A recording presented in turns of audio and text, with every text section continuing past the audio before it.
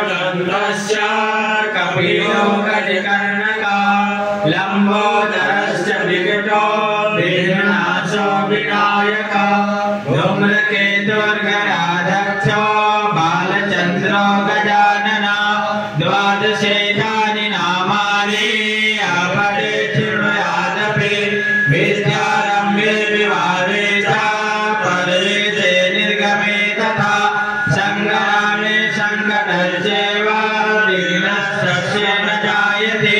शुक्लाम्बरधरं देवं शशिवर्णं चतुर्भुजं प्रसन्नवदनं ध्यायेत् सर्वविघ्नोपशान्तये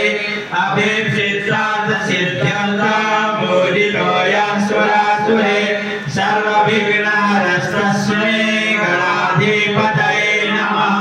सर्वमङ्गलमाङ्गल्ये शिवे सर्वार्थसाधके शरण्ये त्र्यम्बके गौरी नारायणी नमोऽस्तुते